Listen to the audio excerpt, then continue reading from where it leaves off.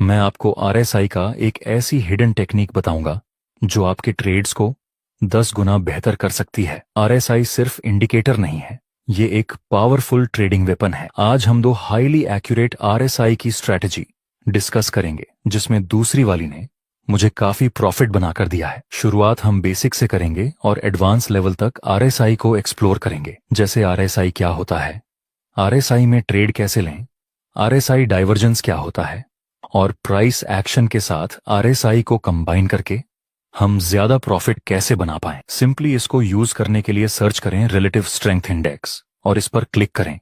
फिर आरएसआई आपके ग्राफ में प्लॉट हो जाएगा। इसमें मेन 3 इंपॉर्टेंट लेवल्स होते हैं, 30, 50 और 70। जब प्राइस 30 के नीचे होता है तो इसका मतलब है स्टॉक अभी सस्ता है या ओवरसोल्ड है, और जब प्राइस 70 के ऊपर होता है तो इसका मतलब है स्टॉक अभी महंगा है या ओवरबॉट है। आइए पहले स्टैंडर्ड स्ट्रैटेजी के बारे में डिस्कस करते हैं। इस स्ट्रैटेजी में लोग क्या करते हैं कि जब आरएसआई 30 के नीचे होता है तब वे सस्ता स्टॉक समझ के खरीद लेते हैं, और जब प्राइस 70 के ऊपर हो तब स्टॉक महंगा समझ के बेच देते हैं। जैसे यहाँ आरएसआई 30 के नीचे था तो ये एक बाय करने का सिग्नल हुआ और प्राइस ने ऊपर की तरफ मूवमेंट दिया भी, और यहाँ आरएसआई 70 के ऊपर था तो ये सेल करने का सिग्नल हुआ और प्राइस ने नीचे की तरफ मूवमेंट दिया भी। लेकिन ये स्टैंडर्ड स्ट्रैटेजी है, जिस वजह से इसमें हमें फेक सिग्नल मिलने का रिस्क भी ज्यादा रहता है। आप देख सकते हैं यहाँ आरएसआई 30 के नीचे था, तो अगर हम सिर्फ आरएसआई को देखकर खरीदते तो यहाँ हमारा स्टॉप लॉस हिट हो जाता, और यहाँ आरएसआई 70 के ऊपर था और सिर्फ इसको देख के हम बेचते तो भी हमारा स्टॉप लॉस हिट हो जाता। ऐसे फेक सिग्नल को अवॉइड करने के लिए आपको आरएसआई डिवर्जेंस का यूज करना चाहिए। कि डाइवर्जेंस होते हैं, और लास्ट में मैं आपको ये भी बताऊंगा कि इन तीनों में से कौन सा डाइवर्जेंस स्ट्रांग है। ए, जब price lower low and lower high के स्ट्रक्चर में नीचे आता है, लेकिन RSI higher high and higher low के स्ट्रक्चर में ऊपर की तरफ मूव करता है, तो इसको हम आरएसआई बुलिश डिवर्जेंस बोलते हैं। उसी तरह जब price higher high and higher low की फॉर्मेशन में ऊपर की तरफ मूव करती है, लेकिन RSI lower low and lower high की फॉर्मेशन बनाता है, तो ऐसे डाइवर्जेंस को हम बेरिश डाइवर्जेंस बोलते हैं। बी, दूसरा डाइवर्जेंस है जब मार्केट नीचे आ रहा होता है और नया लो नहीं बना पाता पर डबल बॉटम बनाता है, और नीचे आरएसआई भी higher high and higher low की फॉर्मेशन बनाने लगता है। ये एक बुलिश डाइवर्जेंस है, लेकिन स्ट्रॉन्ग बुलिश डाइवर्जेंस है। ये स्ट्रॉन्ग बुलिश डाइवर्जेंस क्यों है, इसका लॉजिक मैं आगे बताऊंगा। जब market higher high and higher low के स्ट्रक्चर में ऊपर की तरफ मूव करता है और नया हाई नहीं बना पाता पर डबल टॉप बनता है, और नीचे RSI lower low and lower high के स्ट्रक्चर में नीचे गिरने लगता है, तो ऐसे डाइवर्जेंस को हम स्ट्रॉन्ग बेरिश डाइवर्जेंस बोलते हैं। सी, तीसरा डाइवर्जेंस है कि जब प्राइस नीचे आती है लेकिन आरएसआई डबल बॉटम बनाता है या फिर आरएसआई फ्लैट हो जाता है। ये भी एक बुलिश डाइवर्जेंस है, लेकिन ऐसे डाइवर्जेंस हमारे कोई काम का नहीं। ऐसे ही प्राइस अप ट्रेंड में मूवमेंट करती है पर आरएसआई फ्लैट हो जाता है या डबल टॉप बनाता है। ये भी एक बेरिश डाइवर्जेंस है, लेकिन इसको भी हमें इग्नोर कर देना है। सी, डाइवर्जेंस को हमें इग्नोर करना है। बी, डाइवर्जेंस स्ट्रांग है क्योंकि यहां देखिए मार्केट नीचे नया लो नहीं बना पा रहा। अगर यहां सेलर्स सेल करने में ज्यादा इंटरेस्टेड होते तो हमें नया लो दिखने को मिलता, लेकिन ऐसा नहीं हुआ, जिस वजह से हम बोल सकते हैं कि यहां सेलर्स कमजोर हो रहे हैं और नीचे आरएसआई भी बुलिश डाइवर्जेंस शो कर रहा है।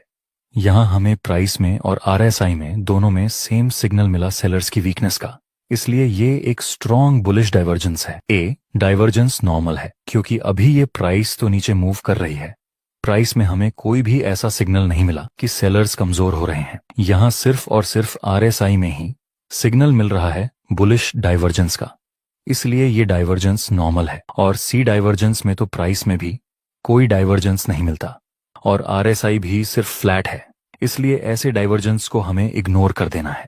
अगर आप बिगिनर्स हैं तो शुरुआत में ये सब डाइवर्जेंस ड्रॉ करने में आपको बहुत ज्यादा तकलीफ आ सकती है, लेकिन इसका सोल्यूशन है मेरे पास। आप सिर्फ एक क्लिक करके सारे डाइवर्जेंस को ऑटोमेटिक प्लॉट कर सकते हैं, जिसके बारे में मैं आगे बताऊंगा। आइए अब समझते हैं इस डाइवर्जेंस स्ट्रेटजी का यूज करके हम ट्रेड कैसे करें और कैसे प्रॉफिट बना पाए। स्टॉक मार्केट में एक बहुत पुरानी कहावत है कि भाव ही भगवान है। कोई भी इंडिकेटर हो, उसको हमें सिर्फ एक्स्ट्रा कॉन्फर्मेशन के लिए यूज करना है। सिर्फ इंडिकेटर के बेस पर हमें कोई ट्रेड नहीं लेना है। आप देख सकते हैं मार्केट अभी lower low and lower high के स्ट्रक्चर में नीचे आ रहा है। नेक्स्ट प्राइस नया लो नहीं बना पाता और डबल बॉटम की फॉर्मेशन बनाता है, जो कि एक बुलिश पैटर्न है। अगर हम आरएसआई को देखें तो उसने भी हमें बुलिश डाइवर्जेंस शो हो रहा है। अभी इस लेवल ने यहां रेजिस्टेंस का काम किया था, वहीं आगे जाके सपोर्ट का काम करेगा। ब्रेकआउट देने के बाद प्राइस रिटेस्ट के लिए आता है। ऊपर से बुलिश और कॉन्फर्मेशन कैंडल की फॉर्मेशन मिली। प्राइस में हमें सेलर्स की कमजोरी दिखाई दे रही है और आरएसआई में भी बुलिश डाइवर्जेंस मिला। इस वक्त प्राइस और आरएसआई दोनों सेम सिग्नल दे रहे हैं। अब हम इसमें बाय में एंट्री कर सकते हैं। स्टॉप लॉस इस बुलिश कैंडल के लो से थोड़ा नीचे और प्रॉफिट टारगेट रखेंगे 1 से 2 या फिर नजदीकी रेजिस्टेंस के पास। आपको क्या लगता है हमारा प्रॉफिट टारगेट हिट हो जाएगा?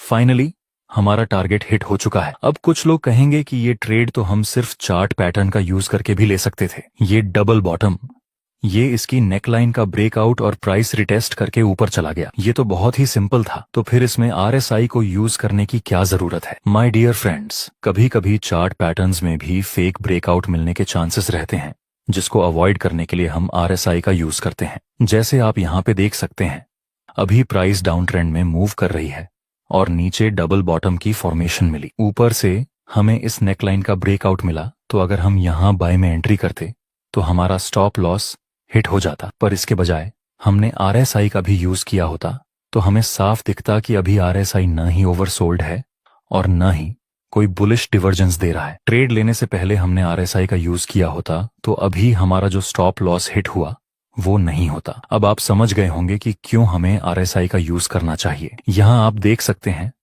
Market lower low and lower high के स्ट्रक्चर में नीचे आ रहा है, जिसमें पास ये एक इंपॉर्टेंट रेजिस्टेंस लेवल है और ये लेवल भी हमारे काम का है, जो अभी अभी नीचे ब्रेक हो चुका है। आइए देखते हैं आगे क्या होता है। नेक्स्ट टाइम प्राइस ने इस मेन रेजिस्टेंस लेवल को अप्रोच किया और शूटिंग स्टार और कॉन्फर्मेशन कैंडल की फॉर्मेशन मिली। वो भी मेन रेजिस्टेंस लेवल के पास। प्राइस एक्शन के अनुसार ये एक सेल करने का सिग्नल है, लेकिन हमें एक और कॉन्फर्मेशन चाहिए। क्या आरएसआई में कोई बियरिश डिवर्जेंस या ओवरबॉट जैसा कोई सिग्नल मिला? इस बार हमें आरएसआई में भी एक बियरिश डिवर्जेंस का सिग्नल मिला। अब हम सेल में एंट्री कर सकते हैं।